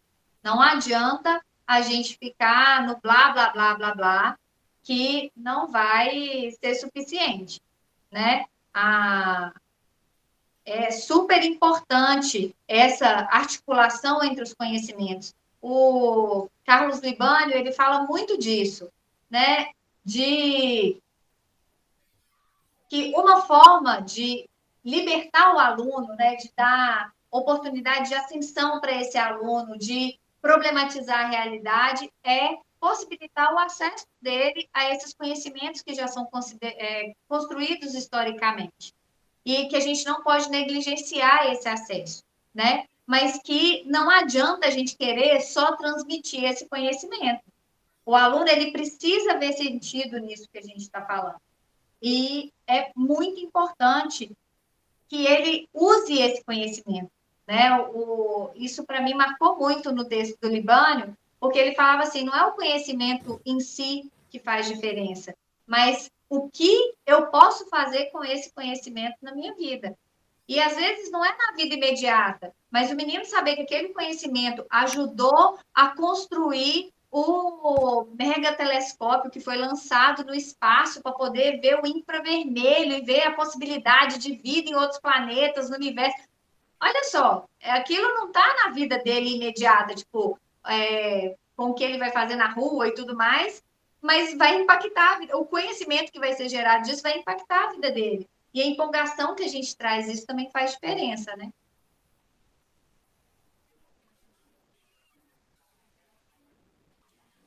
E aí, sobre os outros princípios, né, Ana? Acho que ficou faltando a parte da inovação. O trabalho em equipe. Trabalho em equipe. Uhum.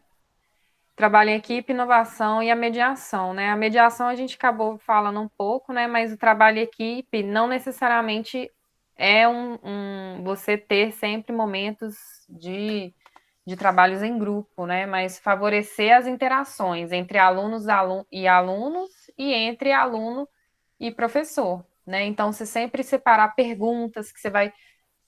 Eu acho que uma ótima forma de fazer, às vezes, quebra de padrões, né, numa aula expositiva, é você trazer algumas perguntas em alguns momentos chaves da sua aula, que aí os meninos pensam um pouco, você dá um tempo para eles pensarem, e aí depois você discute aquela pergunta e aí passa, né, para o próximo tópico que você tem que trabalhar.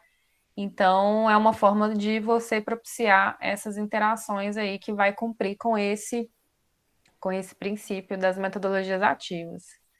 Que é uma questão que pode ser desenvolvida com a turma toda, né, André? Que às vezes a gente fica achando que é só grupo, mas a turma toda também pode ter esse papel e muitas vezes é mais fácil de fazer quando você tem limitação de tempo, né, e excesso de conteúdo. E aqui na inovação, gente, a gente precisa chamar a atenção para o significado que está no dicionário, né, que é renovar, inventar, criar. Então, quando a gente vai pensar se a gente está usando uma metodologia de uma forma ativa, a gente vai pensar nessas questões. O que eu estou fazendo ajuda a desenvolver a criatividade dos alunos? E quando a gente pensa em criatividade, às vezes a gente pensa em criar um negócio mirabolante, todo novo e tal. E, às vezes, é muito mais simples. Quando você pede para o aluno levantar uma hipótese, que ele tem que pensar sobre aquilo, às vezes ele vai ir para o lado da criação mesmo. Ele pode partir de uma coisa que ele já vivenciou, ou ele pode nunca ter visto aquilo e você desafia a ele pensar numa coisa, ou você pode colocar uma situação que é hipotética, e sendo hipotético, vale muitas possibilidades. E aí a gente pode proporcionar essa criatividade de várias perspectivas. E quando eu abro para esse espaço, eu também abro para o erro, porque não tem uma resposta necessariamente certa e eu posso criar esses ambientes que ajudam os alunos a vencer esse medo de errar, que a gente estava conversando no início, quando a Gorete trouxe o exemplo da sala de aula, né, Gorete? Isso mesmo. Foi ótimo a nossa conversa lá. E o papel do professor nisso tudo, gente, é de ser uma pessoa que vai provocar, vai desafiar, vai promover condições de construir, de refletir, de compreender, de transformar, né? Respeitando a autonomia e a dignidade desses outros que são os alunos, né? E construir esse ambiente de ética, de respeito, de construção do conhecimento numa perspectiva em que você tem um conhecimento a mais da sua área de conhecimento, mas que você vai criar condições para que os alunos tenham acesso a esse conhecimento de uma forma que eles estejam com fome. Não esqueçam, essa é a nossa hashtag do dia, né? Desperte a fome de conhecimento. Nossa, que hashtag enorme, esquece. Não é uma hashtag, é só é quase um mantra. Desperte a fome de conhecimento do seu aluno. E aí, para a gente finalizar, faz as conexões com os autores, né? Que é essa dimensão teórica, assim, como que cada um vai contribuir. Então, quando a gente pensa lá no interacionismo, a gente vai pensar em Piaget e principalmente vai pensar em Vygotsky. E quando se pensa em Vygotsky, a gente vai pensar nas interações. O Vygotsky, ele fala muito que existe uma zona que é a de desenvolvimento real, que é o que o aluno já consegue fazer sozinho, sem precisar de ajuda nenhuma, e tem uma zona de desenvolvimento proximal, que é aquela região ali que o aluno consegue fazer se ele tiver uma ajudinha, se ele tiver alguém para ajudar ele a pensar sobre o que está acontecendo ali. E essa região, ela é a região onde ocorre a aprendizagem. Então, ele vai da real para proximal e depois isso vira o real nessa zona aí. Então, por exemplo, o aluno, ele ainda não sabe recortar, pensando lá nos piquetitos.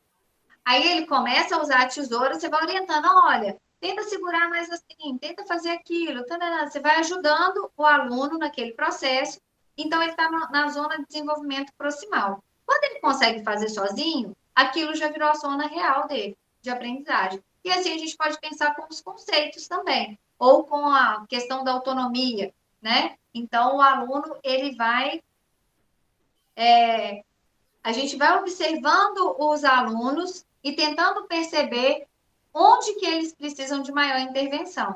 E quando a gente faz isso com menores grupos, por exemplo, eu divido um trabalho em grupo, e aí eu vou observando o que cada grupo está dando conta, fica mais fácil de acompanhar o que cada um está precisando para poder desenvolver e aprender. E isso eu estou falando em várias instâncias, né, gente? Eu não estou falando só do desenvolvimento conceitual, pensando nas questões socioemocionais, pensando nas habilidades mesmo relacionadas aos procedimentos de cada área de conhecimento, pensando na criatividade, no protagonismo, pensando em todas essas dimensões. E nessa perspectiva fica evidente a importância da de você ter uma noção aí das concepções prévias do seu estudante, porque dentro disso que a Ana falou, a zona de atuação do professor é dentro da zona de desenvolvimento proximal, que é onde ali você vai ajudar o estudante a alcançar aquela aprendizagem. E aí a gente vai meio que fazendo uma revisão do que a gente estava falando desde o início, porque aqui vai fazendo meio que um fechamento do que é mais importante nas metodologias ativas. Então, quando a gente pensar em metodologias ativas e pensar em Vygotsky, a gente está pensando em interações. A forma como a gente interage com os alunos e também que tipo de interações a gente possibilita na nossa sala de aula. Quando a gente pensar no John Dewey, a gente vai pensar sempre nessa relação entre vida e educação. Para o John Dewey não fazia sentido você ficar estudando um tanto de coisa que você não sabe por que você está estudando. Então, a conexão entre a vida e a educação vai ser a marca do John Dewey. E é isso que se conecta com a aprendizagem ativa, né? Você tem que... você não está aprendendo para a vida. O seu processo de estar na escola e de aprender já é a vida. A Então, vida já está acontecendo, né? Então, isso. trazer essas conexões são importantes. E, por último, aí o Paulo Freire, né? Tem o Alzo Belwan antes, que é a coisa da ancoragem que eu tinha falado com vocês, que é da aprendizagem significativa. Né? Então, você precisa conhecer as concepções dos seus alunos para saber como que você vai ancorar esse novo conhecimento. Né? Para que as conexões cerebrais elas sejam mais robustas no sentido de os feixes serem mais grossos ou então de ter mais conexões relacionadas ali. E aí que ele vai falar dessa aprendizagem significativa e não mecânica, que a mecânica você vai lá, decora, faz a prova e nunca mais se lembra daquilo ali. E aí conecta com o sentimento, as emoções, quanto mais sentidos você relacionar com esse novo conhecimento, melhor será a aprendizagem.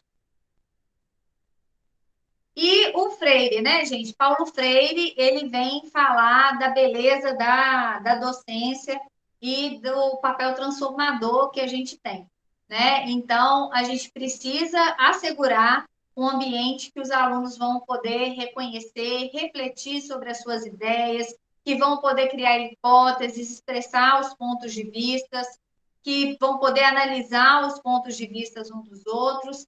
Então, Freire, ele vai trazer essa perspectiva da curiosidade, que ele fala que vai além da curiosidade ingênua. Porque às vezes a gente tem curiosidade, né? Por que o céu é azul? Por que não sei o quê? E ele vai falar da curiosidade epistemológica, que é quando você tem a curiosidade e vai em busca desse conhecimento e sistematiza esse conhecimento, e isso se torna um conhecimento mais duradouro e significativo. Então, a gente vai fechando aqui essa análise desse artigo, e para mim essa frase aqui, ela me marcou muito, assim, como fechamento, que fala que a ressignificação da sala de aula, enquanto espaço de interações entre sujeitos históricos e o conhecimento, o debate, a curiosidade, o questionamento, a dúvida, a proposição, a assunção de posição, resultam, sem dúvida, em protagonismo e desenvolvimento da autonomia. Né? E é esse tipo de ambiente que a gente quer gerar. Ficou meio misturado aí, né, as coisas que a gente queria dar mais destaque, e a gente já foi trazendo como que a gente pode desenvolver isso em sala de aula, né? A gente já foi pincelando. Eu acho que desse jeito, apesar da gente não sistematizar lá no Jamboard oficialmente, mas a ideia foi sendo contemplada, vamos dizer assim, né? Que aqui não fala do medo de errar explicitamente, mas quando fala de criatividade, a primeira coisa que me vem é isso, porque você se abre ao novo e isso envolve no processo o erro e lidar com o erro. E como que a gente pode trazer isso para a sala de aula, né? Promovendo mais atividades que os alunos tenham espaço para falar, que a gente construa essa comunidade respeitosa, né? Que eles saibam que o limite deles, do direito deles, termina onde o direito do outro começa, e que quando o aluno está ativo, ele não precisa estar movimentando o corpo, né? É um ativo intelectual, né? Ele tem que estar intelectualmente ativo.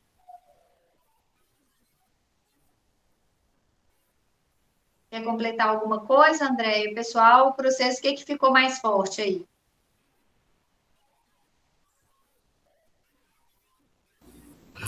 Eu gostei muito, né, dessa parte aí de que a gente tem que ter a teoria e nessa teoria a gente tem que fazer, como se diz, fazer pequenas pinceladas, né, e fazer algumas perguntas para que eles não só ouvem, né, mas também possam participar dessa parte teórica. Eu acredito que essa semana eu consegui fazer isso. Eu estou trabalhando com os meninos, fazendo aquela revisão, né, na morfologia, lá das classes gramaticais, né, as clássicas, classes gramaticais. E e eu perguntei o que são classes gramaticais, e eles foram falando algumas, outras salas não conseguiram. Depois, quando eles falaram os nomes, eu já fui, né, sempre instigando, em vez de ficar falando o que era, eu fui tentando pegar deles o que eles sabiam a respeito daquilo. Depois de todas as classes, né, já conversando sobre todas as classes, eu perguntei para eles se tinha uma hierarquia entre as classes, tinha uma mais importante do que a outra. Então, uns disseram que ser o verbo mais importante, outros disseram que todas são iguais, que não tem como escrever texto sem nenhuma delas. E eu levei o exemplo para eles da criança falando, as crianças quando começam a falar, né? Quando aponta para o filtro e fala para mostrar assim que o substantivo e é mais que, né, que desde de criança, como que a gramática já vai, né? Todo mundo tem uma gramática interna, como que água, né? O ar, por exemplo, que aponta para o filtro, é o água, aí eu perguntei, é um substantivo, né? Depois a criança desenvolve mais um pouco e fala até água, né? Té-á, quer dizer, tem um verbo aí. Então, tudo para eles perceberem assim, que tudo é importante, mas o substantivo e o verbo que é o mais importante para eles perceberem que isso que comunica primeiro, né? Aí um citou o exemplo lá de quem teve algum problema, né, de acidente, está reaprendendo a falar, como que realmente, aí eles falaram, é mesmo, eles falam só o que eles precisam, né? Então, assim, eu achei que foi bacana, que eles gostaram dessa maneira, e eu percebi que eles participaram bastante da aula, sabe? Como eu disse para vocês, né, classes gramaticais que, assim, a gente que tem que ver, né? Tem que rever, nós vamos usar isso depois na sintaxe, e eu achei interessante essa maneira, sabe? Eles gostaram. Eu achei bem inovador também essa forma de discutir esse assunto aí, pensando na fala da criança, na fala de uma pessoa que está reaprendendo. Eu achei bem interessante, Gorete. Você está arrasando aí nas suas aulas. Parabéns. Estou tentando, obrigada. Para mim, o que ficou mais forte assim desse artigo e conectando assim com outras coisas que eu estava lendo, estudando, é essa questão da gente também da mesma forma que muitas vezes a gente exige do nosso aluno, essa questão do pensamento crítico mesmo, para a gente não, primeiro para a gente não paralisar diante a um desafio de inserir uma metodologia, porque você acha que tem que seguir alguma regra, né? Mas a ideia desse artigo me traz alguns itens que são importantes de ter na sua aula ali, mesmo que você não saiba exatamente qual o nome da metodologia que você está usando. Então, É possível, né? Eu acho que a Gorete trouxe esse exemplo aí das classes gramaticais. Até esqueci se é esse o nome mesmo. Mas esse exemplo mostra, assim, como que ela trouxe um assunto que aparentemente os estudantes podem achar desconexos, mas ela tentou conectar, fez eles pensarem, trouxe perguntas, e não necessariamente ali ela está usando a metodologia X, Y, Z. Ela está trazendo perguntas para motivar a interação.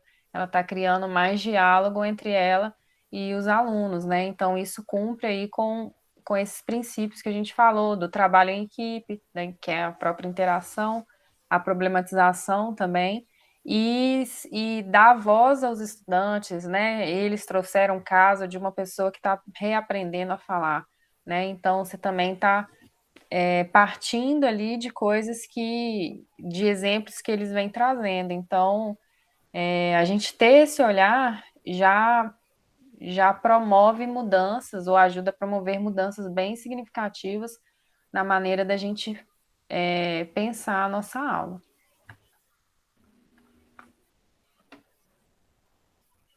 Eu achei o encontro bem enriquecedor, assim, né? E o que me marcou muito foi essa quebra de alguns sensos comuns.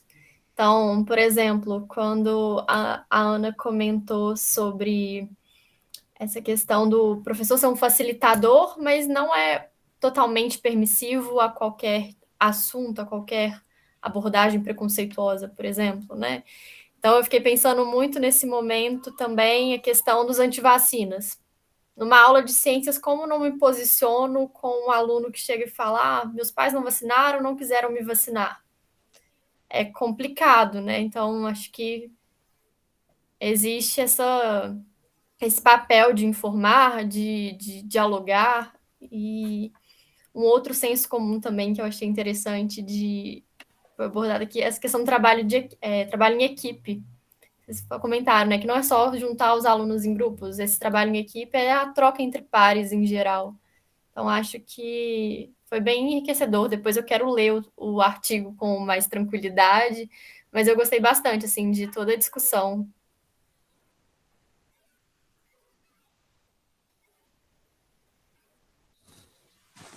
Pode Pode falar, falar, Maria. Maria.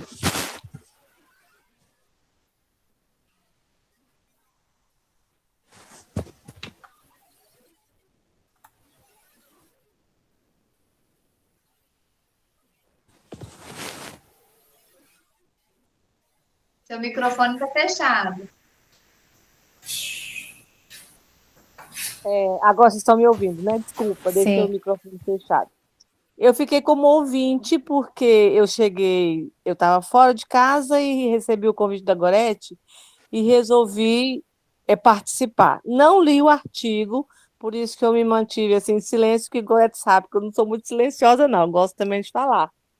Mas eu adorei participar, é a primeira experiência com vocês, eu com certeza para as próximas vezes estarei mais preparada. Mas aí eu queria pontuar só sobre, como professora de história, sobre a questão do Hitler, né? Você dizer que como que um cara chegou ao poder democraticamente, com as ideias assim, tão, que causou tanto impacto no mundo de forma negativa.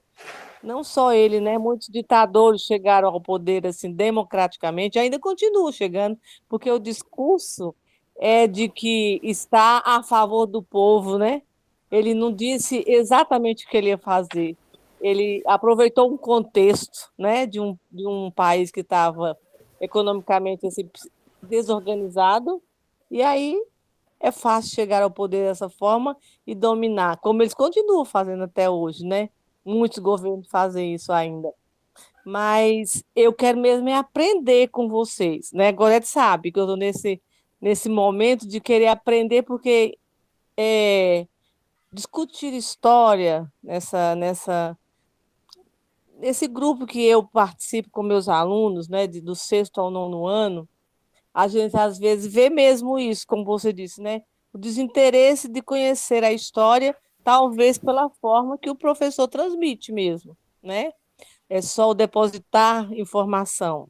Eu quero aprender com vocês. E prometo que da próxima vez o texto será lido e aí eu posso discutir mais. Foi um prazer falar com vocês e participar também. Obrigada, Maria. Espero que você Que esteja bom. conosco na próxima também. Eu sou meio suspeita para falar porque eu tenho uma motivação muito intrínseca pela história. Eu não consigo entender porque que os estudantes não gostam de história, assim. Alguns alunos não gostam, porque eu acho super fantástico. Eu também. Só te interromper, hoje eu mesmo estava falando sobre iluminismo, né? Eu me empolgo tanto, sabe assim, de mostrar para eles como é que ideias do século XVII, né, é presente na nossa sociedade, faz parte da nossa história real, é o que a gente vê hoje. Eu fico tão entusiasmada que às vezes eu também penso da mesma forma, por que que eles não se entusiasmam, né? E aí eu penso, talvez passe pela forma como eu estou passando também, aí por isso eu quero aprender. O que a gente puder contribuir, pensar junto aí dentro do seu contexto, a gente está à disposição também. Pode contar com a gente. Diene, você quer falar o que te marcou mais? Fala para nós. Assim, tudo, né? Acho que é sempre muito proveitosa essa troca, né? De experiência, de aprendizagem. Então, assim, sempre é enriquecedor. Sempre que eu posso, eu sempre estou com algum grupo, ou participando de uma oficina, ou participando de live, porque eu acho muito importante, sabe? Cada momento que a gente tem, a gente vai acrescentando, melhorando a nossa prática, pensando em outras coisas, abrindo a nossa mente, né? Porque o professor, ele é assim, todo tempo ele tem que estar buscando é, estudar, né? Entender um pouco mais. A gente sempre tem as nossas dúvidas, né? A gente sempre fica pensando e articulando o que eu posso em que eu posso ajudar mais, né? A equipe que eu estou trabalhando, o que eu posso ajudar mais as famílias, o que eu posso ajudar mais os meus alunos. Então, basicamente é isso. E esse artigo, né? Eu não consegui ler todo e apenas uma parte que estava hoje já foi muito foi muito puxado. Mas assim, foi muito bom e eu vou ler ele com muita calma porque ele é excelente. Muito bom mesmo, muito, muito, muito bom. Tá? E gratidão, meninas, porque assim, não é todo mundo que se dispõe a compartilhar, né, seus saberes e nos ajudar também nesse caminhar, tá? Muito obrigada. A gente que agradece vocês terem ficado com a gente esse tempo todo, né? A gente sabe, assim, das correrias, né? Que não é fácil fazer essa escolha de estar aqui, mas a gente ficou muito feliz de ter vocês até uma hora dessa e podendo compartilhar com a gente essa ideia, assim, da gente ir lá na essência, né? A gente ver no texto e conversar a partir do texto, trazendo as nossas experiências, trazendo outras ideias. E a gente está aberta, né? Se vocês tiverem sugestões, às vezes de outro formato, o que a gente pode fazer, a gente vai compartilhando e trocando ideias. Muito obrigada mesmo por estarem aqui até essa hora e que a gente possa se encontrar mais vezes. Na semana que vem, o nosso clube de leitura é sobre o livro do Paulo Freire, Pedagogia da Autonomia, e nós vamos pedacinho por pedacinho. O negócio é ser mais minucioso, né? Para a gente poder extrair ao máximo o que Paulo Freire vem trazer para a gente. Ele já foi citado tantas vezes hoje, então nós vamos pegar o prefácio e as primeiras palavras. E aí a proposta, gente, é que a gente faça a leitura como se fosse pílulas de leitura, porque pílula é aquele negócio pequenininho que você toma e resolve. Então, para não sobrecarregar, você ter que ler o artigo todo num dia só, qual que é a nossa sugestão? Você acordou, vai lá ler uma página. A gente vai encontrar daí alguns tempos, né? A gente provavelmente vai ser uma vez por mês para cada tipo de clube de leitura. Então, você lê uma página naquele dia, no outro dia você lê outra página, e aí, quando chega, você já fez o fechamento, vamos dizer assim, daquela parte que a gente vai discutir, né? Então, aí, no final do ano a gente chega assim com um conjunto de leituras muito mais intenso, né? Muito mais aprofundado, sem sentir aquele peso, né? De tipo, não, tem que pegar isso aqui e ler tudo de uma vez. Então, a nossa proposta é essa, assim, de ir aos pouquinhos. E lembrando, não deu para ler? Vem a si mesmo, né? Que a gente continua trocando, a gente continua conversando e é sempre muito enriquecedor. Mais uma vez, muito obrigada e boa noite para você. Boa noite, gente. Até quinta.